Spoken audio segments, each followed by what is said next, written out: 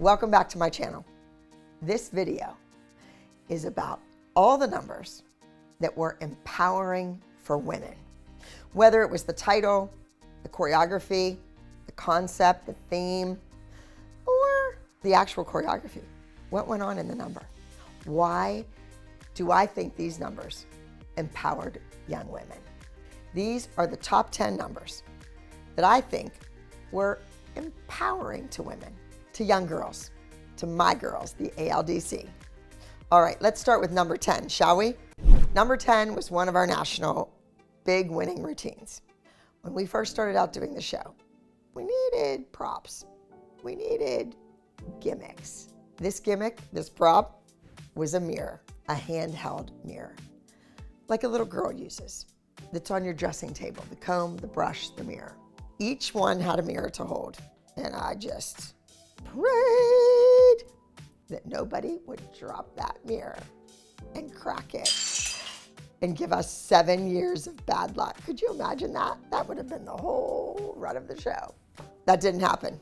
Those mirrors brought good luck because the kids did really well with the number. Everybody was like, oh, they're so cute, they're so pretty, and they won. What I wanted the girls to get from this number was that beauty is only skin deep. You have to be beautiful on the inside. You have to be a good person. You have to be on your toes all the time, especially when you're a dancer. When you win a competition or a title and you have that crown on your head, everybody is watching you. Everybody's watching all the time. You can't be out in the lobby smart-mouthing your mother in front of people because they're going to pick up on that because they're watching you already. And that's what's so important to these kids, especially after that first season when they became recognizable in the airport, in the mall, in the grocery store, right? Always had to be kind and sweet and nice in public, hopefully behind closed doors too. Now, watch this adorable little routine about being beautiful on the inside and the out. Number 9 is Bad Girls. Why would I pick a routine called Bad Girls to represent women empowerment? I'll tell you why. Because it beat Candy Apple's, yes, Kathy's all-boy team. All males, all boys, all guys, amazing guys. They gave her this dream team. All these really talented boys from all different parts of the country, flew them all into Ohio, paid, put them up, wined and dined them so that they could come beat the ALDC. And my girls beat them. Boom, boom, boom. Take that. So sometimes being a bad girl can be very empowering to a woman, especially when she beats a guy. Well, beats a whole team of guys. This next routine is a solo that Nia did, and I took great pride in this. I thought she looked fabulous doing the choreography, and she also looked fabulous the way that she was dressed. It's like a business suit. It's like a men's black suit with that white shirt, and it just screams, I'm in charge. I've got the power here. But she was in love, and she gets a letter in the mail. And she's so excited. It's from him, it's from him. Yeah, so she slices the letter open with this letter opener. It's sharp. And as she's reading the letter, it's sweet, it's kind, it's lovey-dovey. And you see that in her dancing, in the choreography, in the presentation. And then you can see where he starts to break up with her, and her whole mindset changes. The steps become abrupt. They're frantic. She's stomping. Yes. I think the emotional roller coaster that Nia goes through during the routine is something that all women have been through. You're going to love that guy, and that guy is going to break your heart. And you have to overcome that. Now, in this routine, Nia overcomes it with the letter opener. Number 7, Stomp the Yard, is the first real hip hop number that we did on Dance Moms. And the women empowerment message here is behind the scenes, because those costumes were ordered from a Halloween costume company. None of them fit the kids. They didn't stretch. We cut, we pinned, we stapled those costumes together minutes before those kids had to be backstage. It was literally a race to the finish line with those costumes. That's why they're ripped up and cut in pieces and tied on them. It was crazy. And we did it. We did it. Gianna, Diana, a couple other people on the crew, myself, we got those costumes on those kids and none of the pieces fell off. Hallelujah, yes. And the headpieces, the wigs, oh, the kids were like so upset they didn't want to wear them. Watch the number, you'll see. Strong women, and you know, hey, I was in my own little staycation and I had to be tough and I had to be strong. And the women that I met in the federal prison camp were amazing. Some of the best women that I've ever met. So this routine called Stomp the Yard is a big shout out to everybody that was in the Victorville Federal Prison Camp with me. This next number is certainly about a strong woman, Anne Frank, The Diary of Anne Frank. It's a book that was put together from her diary that she wrote during the Holocaust when a German family was hiding her family, a Jewish family, in their home, risking their lives to help Anne Frank. And she was in an attic hiding, and she was writing a journal. And finally, when they were found and taken away to a concentration camp, she hid that diary, and she hid it well. Years later, the diary was found. It's a book. Everybody has to read it in school, and everybody should know the horrific trauma that those kids went through, that those people went through. Yes. Please watch Brooke as she honors Anne Frank in The Diary of Anne Frank. Season 8 National Finals. We did a musical theater number, The Prom. Now, prom is a big deal for every young lady, for every teenager.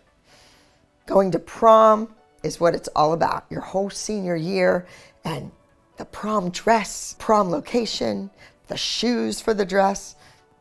I know. Way back in the day, for my prom, it was in the high school gym and it smelled like the high school cafeteria. After the prom, you went to the after prom. There was a caravan of cars that drove to the nearby country club.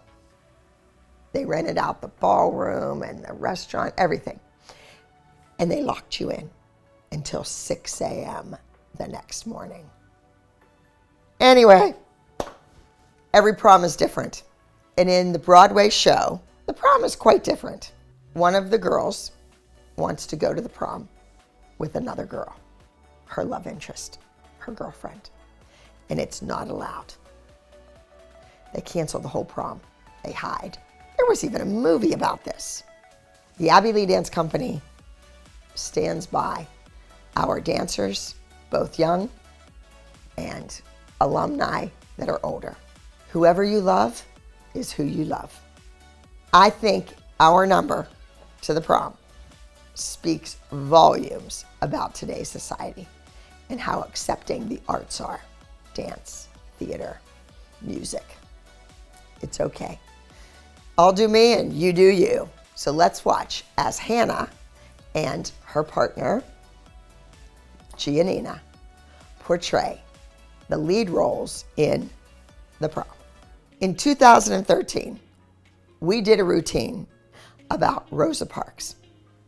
Now, Rosa Parks made history in 1955 in Montgomery, Alabama, when she refused to relinquish her seat on a public bus. Let's watch Nia in the role of Rosa Parks. Rosa Parks changed history. She changed millions of lives. She stood up for what she believed in. Well, actually, she sat down for what she believed in. We need more people like Rosa Parks. And I hope that every young lady that I teach that comes through my studio, that passes through the ALDC, has that integrity, that fight. Number 3 is another solo, Helen Keller. This is another historical woman, a young child who was both deaf, blind, and dumb, meaning mute. She learned to speak with her hands, to sign the words, to sign letters, to make new words. She went on to live a much better, fuller, quality life because of a teacher named Anne Sullivan. Let's watch Maddie portray Helen Keller as a young child. This Helen Keller routine was a big winner. It won not only for Maddie, but it won years before a television show, when I had a student named Stephanie Schlarman do the first ever Helen Keller piece, and it was amazing. A piano instrumental was used. It was just breathtaking. She could really act. If Sia could have seen Steffi dance, well, she would have been blown away. I always teach my stars to act. I always teach my students to act. Some have no qualms about it. They do it. They do it to the best of their ability. They take you on that journey on stage. They pull you into that story. They make you believe. Steffi made all the judges at every competition believe that she was actually blind. And she couldn't even hear the music, but then she would be so on the music and then off of it on purpose and right back on it again. It was amazing to watch her dance. And I knew by doing this routine on the show Dance Moms would be a trailblazing moment.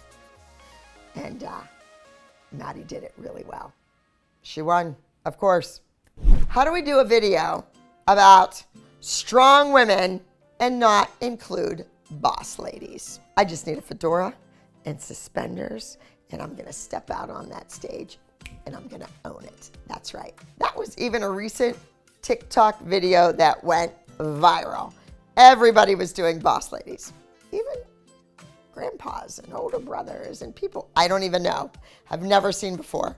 Suddenly we're turning up on my feed doing boss ladies. And number 1, whoop, whoop, is a number that you're not going to believe that I picked as a number that is empowering to women. This routine was absolutely breathtaking. Now, this may not seem trailblazing or significant in history, but it is blush and bashful. Wasn't that gorgeous? Stunning. Just visually, it was so exciting to watch on stage. And when you're part of a group, part of a team, when you have those friends that you spend day in, day out with, you're on a bus, you're in a hotel room, you're in rehearsal, you're on stage, you become like sisters. And when you have a sisterhood that strong, you can conquer anything. Thank you so very much for watching my top 10 choices of routines that empower women. Now, everybody don't forget, please like, subscribe, and turn on your post notifications. And girls, let's go get them.